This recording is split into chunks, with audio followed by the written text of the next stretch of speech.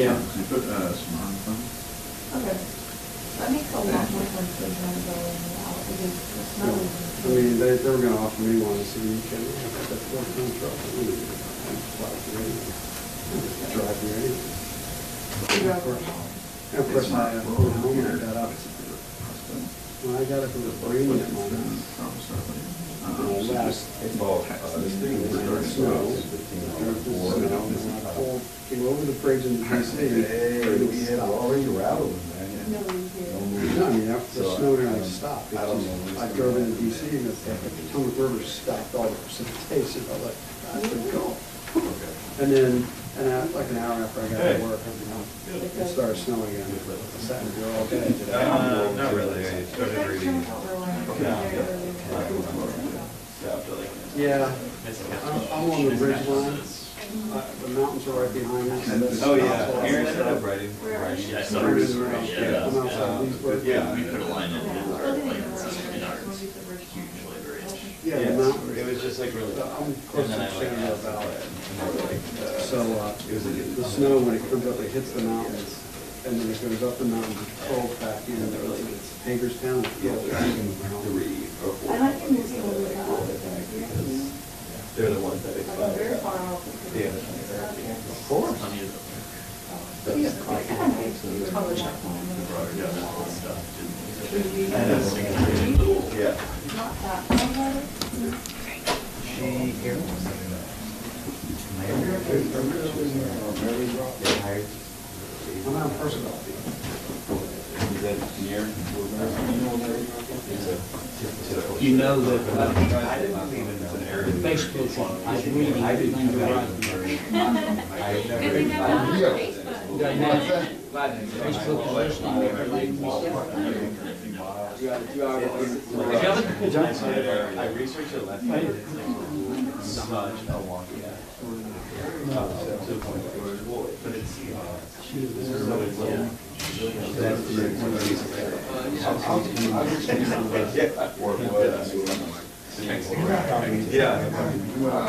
I live in Maryland.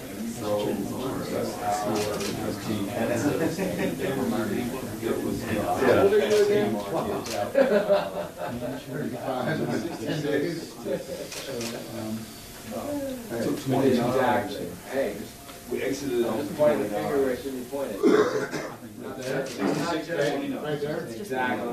Not judging. Probably about 20 miles, about 0.9. I'm only judging. Yeah, you're far away. Okay, That's farther out.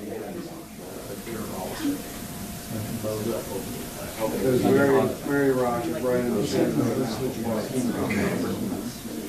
I like the fact that Shepherd Forest. The short way home is shall we see what's about I'm just west of it. I like the river. No. Is that an albatross? Right. There.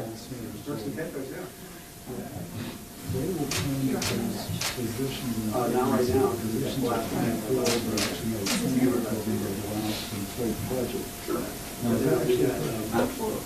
all the time. We had a fire All the call time. right up on Every agency the does beach it. line, so we could. But it seems like the commissioner's administration We can't touch it, it's stinging. It's like cold, it's like fire call. They call them out there. Yeah.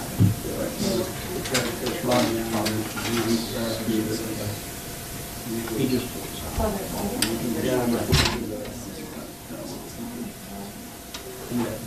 One on ours. we just sitting there watching. Yeah, no, he didn't point, she was just sitting in the water. No, it's good. None of these numbers, because they're just. The best condition we ever had was a lot of. He was right there by the coral, and sea turtles came up, and more eels, but it's very, it was nice. I never had since she was in the game. But they relied on, That's really for good. one volleyball go, because they didn't know how to use it. Yeah, she got them. But they did have to learn because she needed that.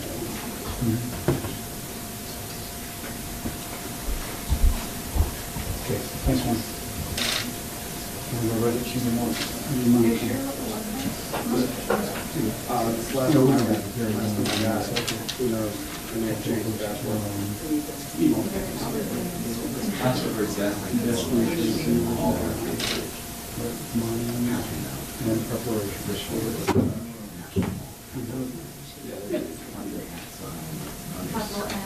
They changed. No, I agree.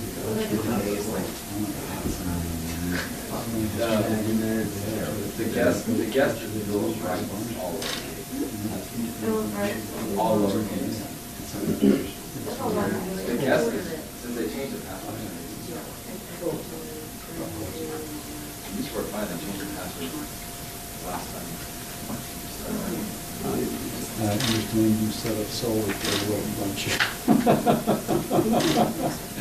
Solar. Sound like Mike, I'll say, I'll taste it. What's the holdup, Senator Cassidy? Well, they tasted in such a way that it's all over my book. I'm glad to know it. And,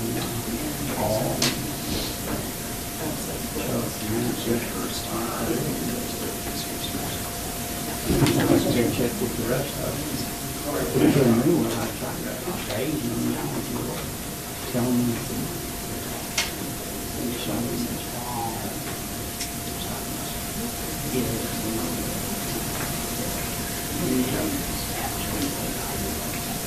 Last night we had to get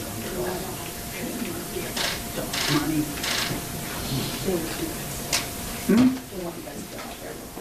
They want to go out there? Yeah. Just one of those smoke-filled pre-planning. Don't beat us.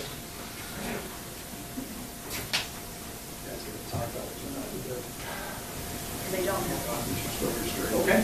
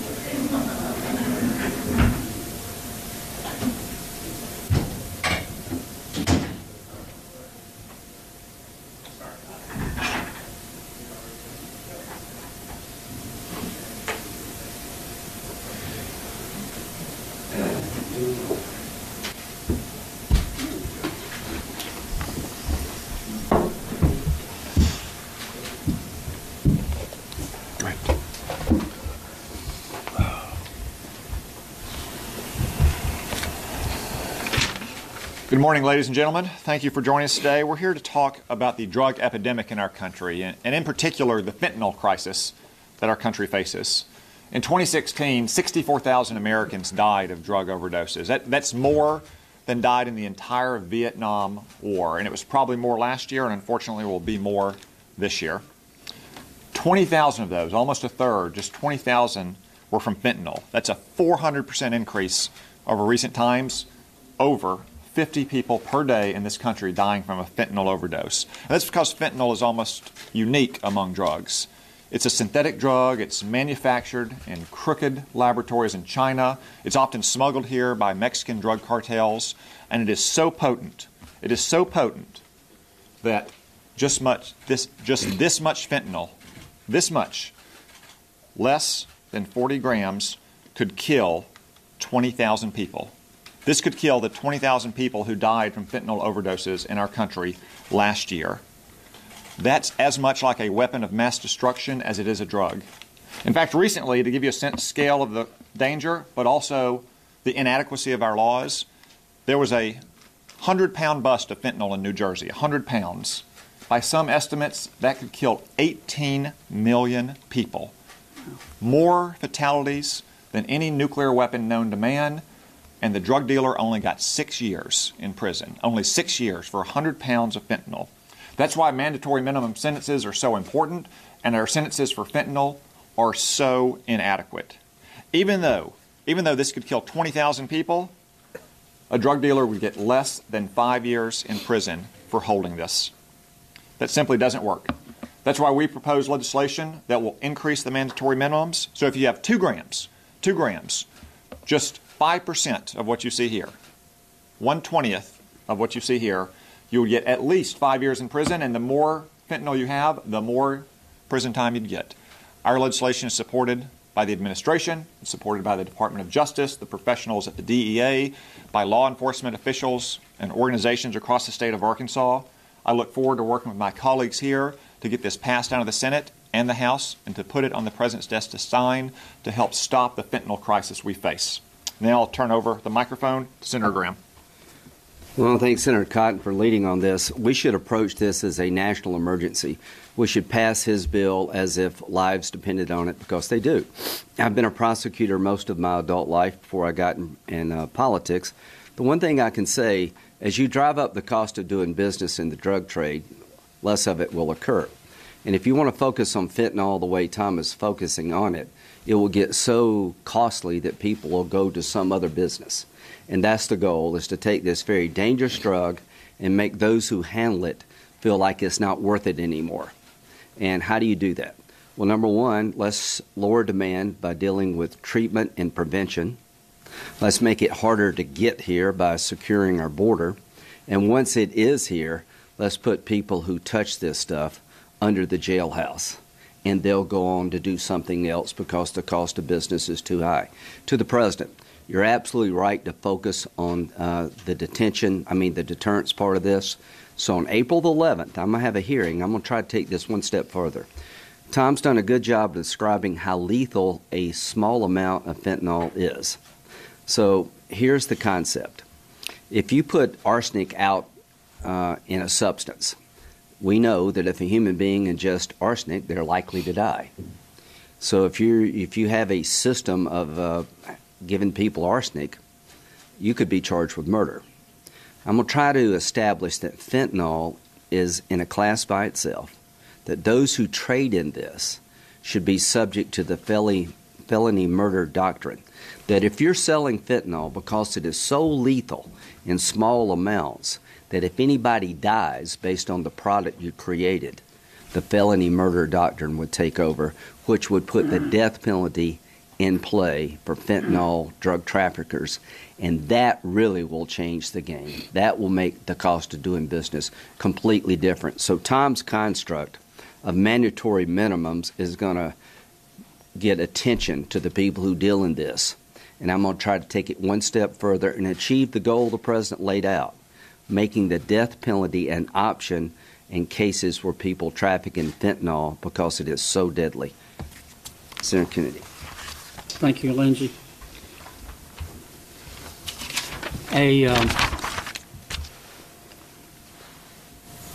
A few weeks ago, I introduced a bill called the Stop Trafficking in Fentanyl Bill. Tom had some very good ideas about how to address this problem, as did Lindsey and as did Bill and as did the congressman. So we decided to partner up and do everything in one bill. Philip Seymour Hoffman was an extraordinary actor, but he wasn't acting when he stuck that needle in his arm. And I know there's some confusion over whether the heroin that he took was cut with fentanyl, but there are thousands and thousands of Philip Seymour Hoffmans out there. And when they found Mr. Hoffman, the needle was still in his arm. I mean, it hit him like a Mack truck.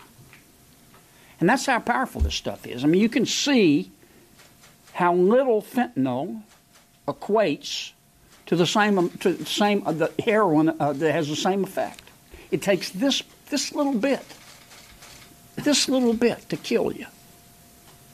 Now, you know, if you're an addict and you're jonesing for a fix, you'll take just about anything.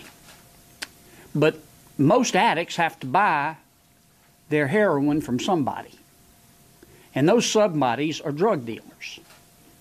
and they cut the heroin with fentanyl. And they're not exactly precise in how they do it. If you're trafficking in this drug, you ought to be punished to the full extent of the law. And I don't think that a drug trafficker in fentanyl, I don't think he or she is confused. I don't think he's mixed up. I don't think his mama, it's not a question whether his mama loved him enough. I think there's evil in this world. And as Lindsey said, if you're going to traffic in fentanyl, as far as I'm concerned, you're just plain damn bad. And this bill is going to try to take a small step to deal with it. And I'm proud to be a part of it. Billy? Hey, I want to give you that. Hey, thank you all. Thank you all for introducing the bill. It's my temptation to approach this as a doctor. Look at this ratio, a little bit of fentanyl, that much heroin. And to also understand that patients, as someone mentioned, when they're looking for a fix, they don't stop to ask what's in it. But I'm not going to approach it as a physician, I'm going to approach it as a parent. There's folks back home whose son, 17 years old, was in treatment recidivism, in treatment going back on drugs, but progressing to where he would finally become free. And that's the way this works. You try and break out of the lifestyle, pulls you back in, but finally you break out.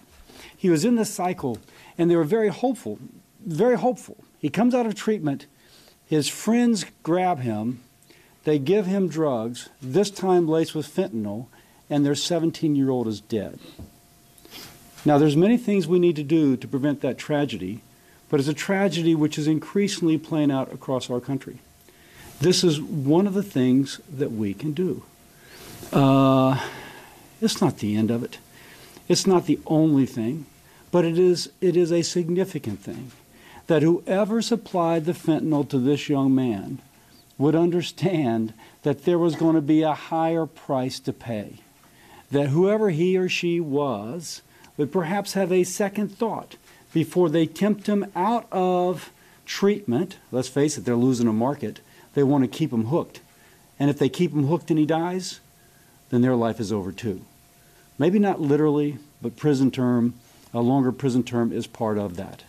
And so if we approach this not as members of the House or the Senate, not as physicians, not as prosecutors, you name it, but as parents, I think we should favor this for the hope that there would be another 17-year-old or 16-year-old or 15-year-old whose life would be saved because of it. Again, thank you for the legislation. I turn over to Tom Reed. Thank you. Thank you. Well, thank you. I'm Tom Reed, New York 23, proud House member, to stand here with my former colleagues in the House, Senator Cotton and Senator Cassidy, and I'm pleased to be joined and to join Senator Graham and Senator Kennedy in standing shoulder to shoulder in regards to this legislation. You know, we dropped the HELP Act in the House to send the message that, you know what, as the doctor said, this isn't the only tool to help solve this problem, but it's a tool in the toolbox that I firmly believe is necessary for our law enforcement community to have available to it, to send the message to the worst of the worst, the folks that are peddling fentanyl and these other products to our young men and women, to our fellow citizens across the entire country, and killing them. And in my humble opinion, doing it knowingly, that is a risk that they recognize when they put this into the marketplace of this illicit product. And they should be held accountable for killing our fellow Americans to the highest level. And that means taking their own life too. And I will tell you, talking to law enforcement back in our district, they need these tools. Because we're not going after the low-level carriers. We're not going after the low-level distributors with this legislation. What we are doing is using this as a tool to get to the worst of the worst and holding them accountable for their actions. And in the meantime, by getting that information and holding them accountable, hopefully, we'll take them out of the distribution cycle. And if they have one less product with fentanyl onto the marketplace that saves one life, that's what we're trying to do. We're here to save lives of our fellow American citizens. And that's what this tool in this arsenal that is necessary to take on this battle is designed to do. And I'm proud to stand here with my Senate colleagues to send the message to America as a whole. We care. We will do whatever it takes in order to address this issue. And that includes this tool for law enforcement. But we're going to also stand firm with rehab, treatment, prevention, awareness, and a crisis intervention with the Narcan supplies across the country. This is a comprehensive type of approach to it, and I just want to say this is the right thing to do, to hold these worst of the worst accountable for their clear and knowing actions in killing our most precious assets, our young men and women, and our fellow American citizens. With that, let's turn it back over. We'll entertain your questions now. Tom Howell, Washington Times. Just want to know the principle, the deterrent principle is clear, but can you point to any evidence or proof from history that this will in fact be a deterrent for dealers who are largely motivated by a quick profit? Well, as Congressman Reed said, this bill is designed to go after the worst of the worst, those who are trafficking in the largest quantities, like that New Jersey dealer who had 100 pounds of fentanyl yet got less than 6 years in prison. That filters down through the drug distribution network, though. Again, because fentanyl is so potent, because opioids are so addictive, someone who is trafficking in only 2 grams of it could kill 20,000 people, and yet today they'd get virtually no time in prison at all. So they need to think about what they're trafficking in. That doesn't mean they're going to stop trafficking in drugs entirely, but at least it may mean that they're going to stop trafficking in this most deadly kind of drug that is killing so many of our fellow citizens. And can I have one thing to that? Sure. There's no... I mean, people have a multitude of reasons for doing what they do, but a lot of these people that traffic in fentanyl, I'm going to say it again, they're not emotionally disturbed or mixed up or confused. They know exactly what they're doing. They're just plain damn bad. And a lot of them are very intelligent. And if you make it clear that if you cut your heroin with fentanyl and you get caught, then you're going to go away a long time. And I think it will make a lot of them think twice and say, maybe we better stop doing this. You sure aren't going to motivate them by pleading to their conscience. You're going to have to motivate them. I think people will respond to this respond to incentives, and this is a pretty big incentive here. It says, if you traffic the fentanyl and you cut the heroin with fentanyl and you get caught, we're going to dig a hole under the jail and put you there, and you're going to stay in it a long time. A lot of this is coming from China. How much of this is the U.S. government having to deal with them? Well, Tom's got a provision in the bill to deal with that. So our legislation also gives the Postal Service more authorities to go after fentanyl that's being shipped directly in from China, but is also coming in through Mexico as well, where they don't face that kind of interdiction by U.S. authorities. And then the traditional Mexican cartel routes can just get it in through the United States across our border and then spread out through communities across the country.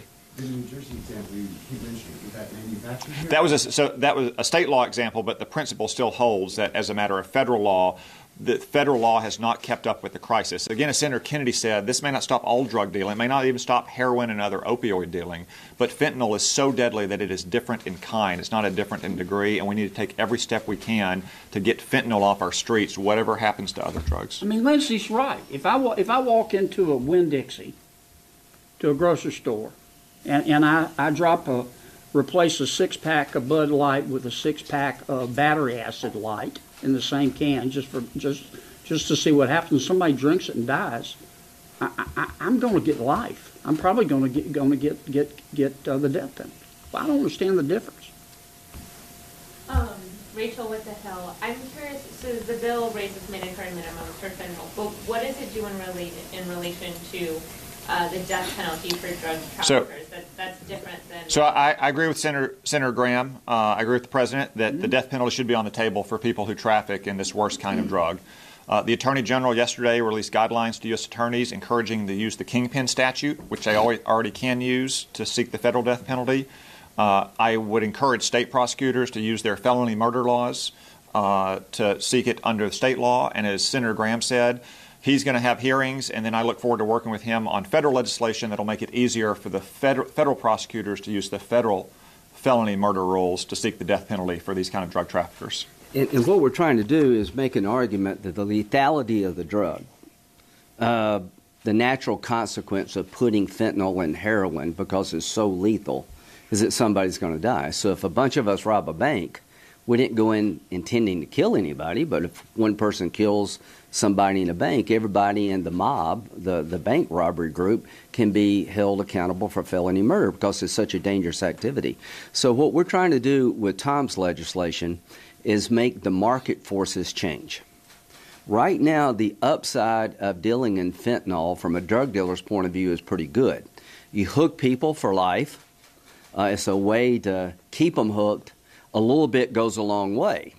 The punishments are really no different than anything else. But if Senator Cotton's legislation passes, it's a game changer as to whether or not you want to go in this line of drug dealing.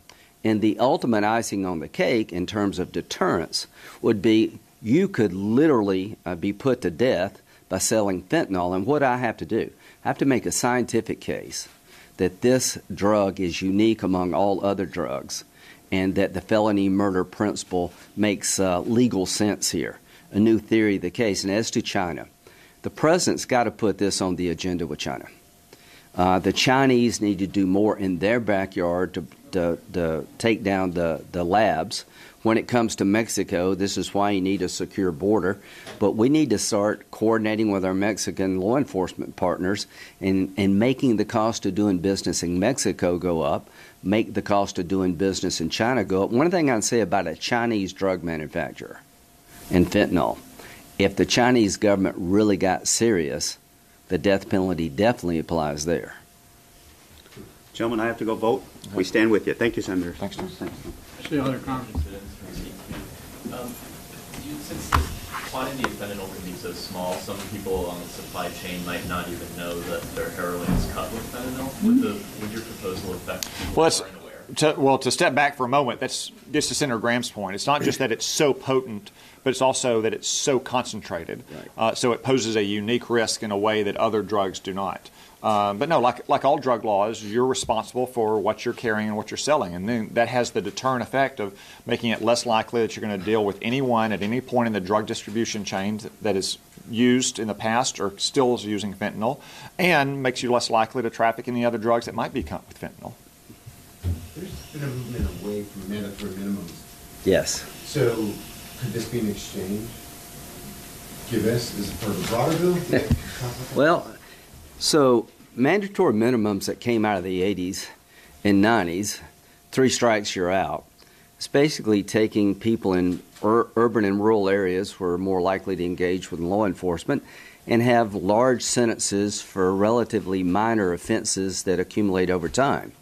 So we changed the punishment for crack cocaine and powder cocaine because it disproportionately affected African American and Hispanic males. I mean, the effects on the drugs were not much different, but the punishment for crack cocaine was disproportionate to powder cocaine. So I want to do 2 things at once. I want to go through our legal system and see if we can give some mandatory minimum relief from the 3 strikes you're out concept that probably overreached, and at the same time take Senator Cotton's lead and come down like a hammer on this concentrated drug of death. I mean, this is almost certain death if you take this over time, and up mandatory minimums. And I think there's a trade to be made. But what Senator Cotton's doing is long overdue. The punishment in terms of trafficking in fentanyl is so disproportionate to the effect, and I want to make sure judges can look the defendant in the eye and say, you're going to jail for a long time based on what you possessed, and I have no discretion, you're just going to jail. Well, can I add one thing to that? My agenda is less ambitious than Lindsey's.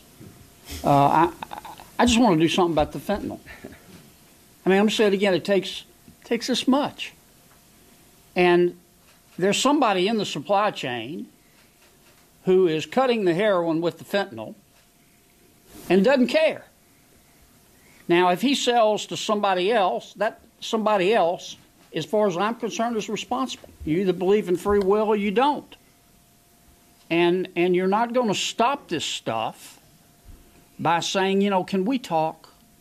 You know, are you disturbed? Are you upset about something? Are you mixed up? These are bad people. There's evil in this world. And I try to be a good Methodist, and I believe in grace, but I also believe in consequences. Now, and to me, this is no different from somebody just taking a 6-pack of battery acid and surreptitiously going into a grocery store and replacing the Bud Light and saying, let's see what happens if somebody drinks it. That's how bad some of these people are, for God's sakes. Now, and I can't guarantee you it's going to stop every single one of them, but I can guarantee you one thing. The ones that get caught, they're going to have a long time to think about it. And I would add, I support mandatory minimum sentences. I think they're an important deterrent effect, but they have to reflect the realities of the crisis that our country faces. And until just a few years ago, fentanyl was not dealt on the streets. Fentanyl was used for legitimate purposes by licensed medical doctors. It's only in recent years that it started to be dealt on the streets, and it's increased in potency and decreased in size. That's why it's so important that we update our laws and impose stiff mandatory minimums for dealing in fentanyl. Are there no more questions? Can I change topic?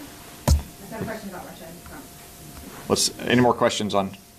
I'm for Trump against Russia. There's fentanyl is a drug. There's multiple strains of it, some more lethal than others. I'm just curious, how are you defining what fentanyl would be in this case? We distinguish between fentanyl and its analogs. Some of those analogs are even more potent. So that to get a little bit more in the details of legislation, actually the mandatory minimums there would kick in at just 1/2 of 1 gram to reflect the immense potency of the drugs. So what would the sentences would be? They'd be geared towards the type of fentanyl and then also the amount as well. Okay. This is a really well thought out bill. I mean, I want to compliment Tom. He's taken a lot of these ideas, and it's going to change behavior on the ground in terms of drug dealing, because the cost is going to go up really dramatically. Last question. Frank? Have you heard anything from Arkansas, examples where this is? Yeah, we've had 400 deaths in Arkansas in 2016, and we've heard from sheriffs, we've heard from our local prosecuting attorneys, and from law enforcement organizations that they need more tools to combat this crisis that we have in Arkansas. Again, our law is a federal law, but most of our prosecutors, most of our sheriffs and police departments work on interagency task force. That includes the FBI and the DEA and the U.S. Attorney's Office. And we want to do everything we can as legislators here in Washington, provide tools in Arkansas and Louisiana and South Carolina to help protect our communities and save our kids' lives. This lady had a question. Can I ask you? Is that okay? Curious, gentlemen, if you agree with the President's congratulations of Vladimir Putin on his election and his decision not to bring up the poisoning of a former spy in London. Well, we don't, we're not privy to all the conversations that the President has had with President Putin. I think he was just being polite. I think the President, Trump's a very bright guy. I think he understands how Putin got elected. I think he understands how authoritarian he is, in my opinion. And we're not privy to all the conversations that they have. I think he was being polite, just congratulating him on being elected. Congratulating him does not imply approval. I will say this. I think Mr. Putin is a thug. I think he's a pirate. I think that he'll push you right through that wall if he can. And for 8 years he did it to President Obama. I think President Trump has his number.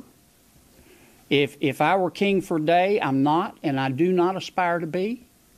But I'd hit Mr. Putin so hard with sanctions, he'd be coughing up bones that next week. And just hit him where it hurts, because that's all he understands. And until you do that, we're going to have more Ukraines and more Syrias and more Koreas and more nerve gas. That's all this is about. And I was really happy to see Secretary Mnuchin finally bear down on the sanctions. Doesn't mean you shouldn't talk to the guy, but he's a thug. He's a pirate. He's a smart thug. He's a smart pirate. But trying to appease him is like trying to hand feed a shark. Put me down as doubtful. Just ask you about the omnibus? Yeah, Now that it's out it there, sucks. You're not going to vote for it. But I'm going to vote against it twice if they will let me. Well, you're going to vote against letting it get a vote before the deadline.